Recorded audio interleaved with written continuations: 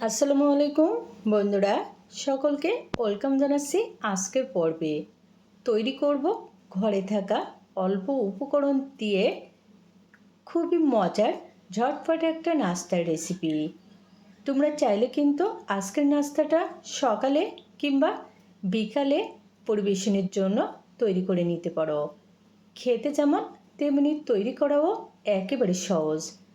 তো আমার মনে হয় তোমাদের কাছেও আজকের এই নাস্তার রেসিপিটা খুবই ভালো লাগবে। তাহলে চলো দেখে নিই। নাস্তা তৈরির শুরুতে একটা ডো তৈরি করব। এর জন্য বলে নিয়ে নিচ্ছি 300 গ্রাম পরিমাণ আটা। আমি কিন্তু আটা দিয়ে নাস্তাটা তৈরি করছি। তোমরা চাইলে কিন্তু আটার পরিবর্তে ময়দা নিতে পারো। টেস্ট অনুযায়ী লবণ, 1 টেবিল চামচ সাদা তেল দিয়ে দিলাম। ভালো করে মিশিয়ে নিচ্ছি। এরকম হাত দিয়ে একটু ঘষে ঘষে মিশিয়ে নিব, তাহলে ডোটা অনেক বেশি সুন্দর হবে। আর ডো যত বেশি সুন্দর হবে, নাস্তাগুলোও তত বেশি পারফেক্ট হবে। মিশিয়ে নিয়েছি। এখন নিয়ে নিচ্ছি পানি। এখানে কিন্তু আমি নর্মাল পানি নেইনি, কুসুম গরম পানি নিয়েছি। তো সবটুকু পানি একসাথে ঢেলে দিব না, এরকম অল্প অল্প করে পানি দিয়ে ডোটা তৈরি করে নিচ্ছি। আর হ্যাঁ বন্ধুরা, এখানে কিন্তু নর্মাল পানির চাইতে এরকম একটু কুসুম গরম পানি দিলে ডোটা বেশি ভালো হয়।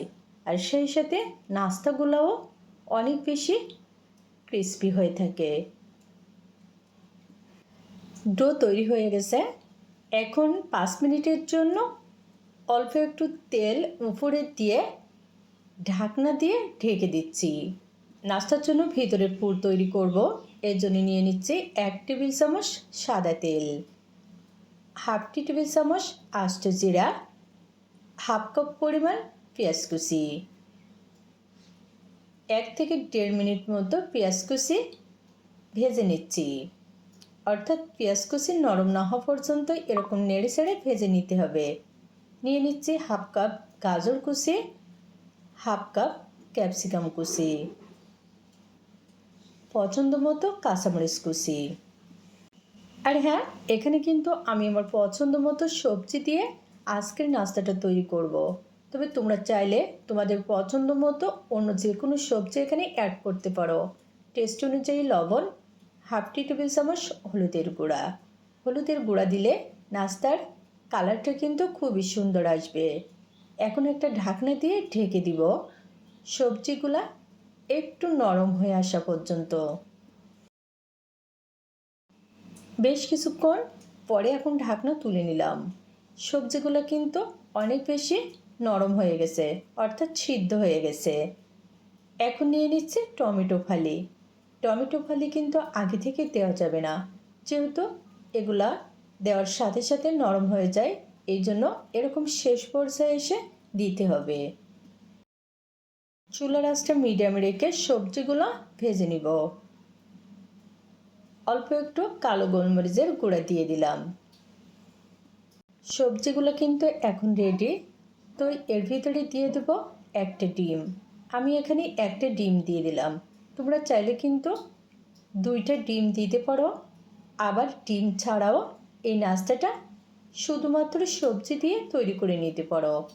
1 চিমটি লবণ, 1 চিমটি কালো গোলমরিচের গুঁড়া দিয়ে এখন ভালো করে নেড়ে চেড়ে সবজির সাথে মিশিয়ে একটু ভেজে নিচ্ছি। ফাইনালি কিন্তু সবজি রেডি। তো শেষ পর্যায়ে দিয়ে দিলাম ধনিয়া পাতা কুচি। ধনিয়া পাতা কুচি দিলে কিন্তু বেশি টেস্টি হয়। তখন চুলা থেকে নামিয়ে ঠান্ডা করে নিব। এদিকে ডো ভালোভাবে সেট হয়ে গেছে। এখন আবারও 1 থেকে 2 মিনিট একটু মথে নিব। মথে নেওয়া হয়ে গেছে। এখন পুরো ডোটা 2টি সমান ভাগে ভাগ করে নিচ্ছি। বোর্ডের উপরে নিয়ে এরকম বড় সাইজের একটা রুটি তৈরি করব, যেন একসাথে 2 থেকে 3টি নাস্তা অনায়াসে তৈরি করে নেওয়া যায়। আর হ্যাঁ বন্ধুরা, এখানে কিন্তু রুটি বেলার জন্য আমি কোনো আটা কিংবা ময়দা নেইনি। তবে তোমাদের যদি সামান্য গুঁড়ো লাগে সেক্ষেত্রে কিন্তু গুঁড়ো দিয়েও এই রুটিটা বেলে নিতে পারো। দেখো অনেক বড় সাইজের একটা রুটি তৈরি করে নিয়েছি। তবে এই রুটিটা কিন্তু খুব বেশি পাতলা না, আবার পুরোও না। এখন কাঁচের গ্লাস দিয়ে এই বড় রুটি থেকে ছোট ছোট রুটি কেটে নিচ্ছি। তোমরা চাইলে কিন্তু কাঁচের গ্লাসের পরিবর্তে কুকি কাটার কিংবা যে কোনো কৌটার মুখ দিয়ে এভাবে ছোট রুটি কেটে নিতে পারো। আর এই কেটে রাখা অতিরিক্ত অংশ কিন্তু ফেলে দিব না, আবারও রুটি বেলে নিব। এখন পুর দিয়ে দিচ্ছি এই ছোট রুটির উপরে। পুর এখানে অবশ্যই পরিমাণ মতো দিয়ে দিব।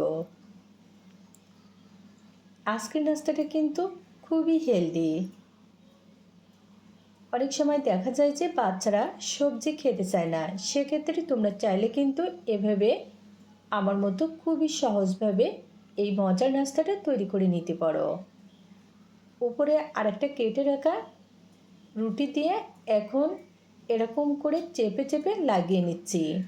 অবশ্যই এই কাজটা একটু ভালো করে করতে হবে, তা না হলে নাস্তা যখন ভাজবো তখন খুলে যাওয়ার সম্ভাবনা থাকবে। খুবই ভালো করে এরকম চেপে চেপে লাগিয়ে নিয়েছি। এখন এখানে একটা কাঁটা চামচ নিয়েছি, আর কাঁটা চামচের সাহায্যে এরকম চারপাশটাই ডিজাইন করে নিচ্ছি। এরকম একটু ডিজাইন করে নিলে দেখতে খুবই সুন্দর লাগবে। তবে তোমরা চাইলে কিন্তু ডিজাইন ছাড়াও এভাবে নাস্তাটা তৈরি করে নিতে পারো।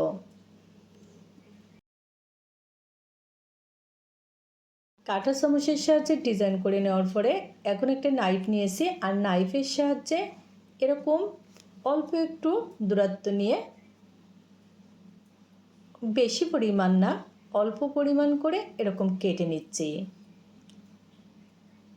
এতে যে ডিজাইনটা করব সেটা কিন্তু খুবই সুন্দর হবে।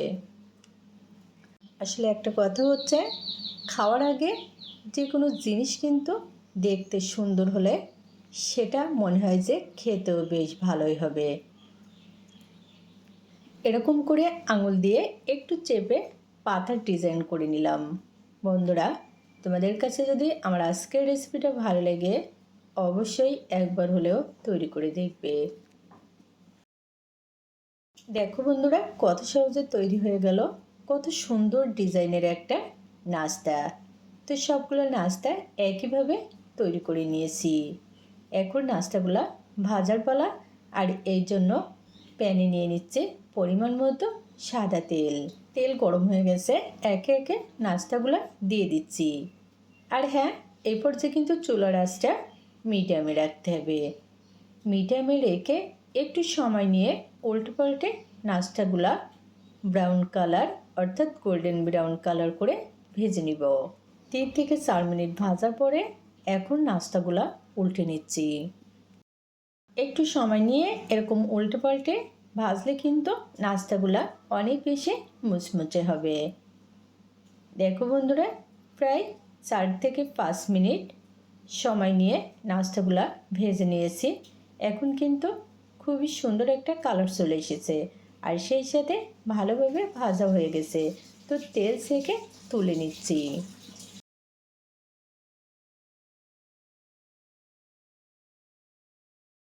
ঘরে থাকা অল্প উপকরণ দিয়ে ঝটপট মজার একটা নাস্তার রেসিপি তোমাদের সাথে শেয়ার করলাম। যদি ভালো লাগে অবশ্যই একবার হলেও তৈরি করে দেখবে। আজকে আর নয়, অন্য কোনো দিন দেখা হবে অন্য কোনো মজার রেসিপি নিয়ে। খোদা হাফেজ।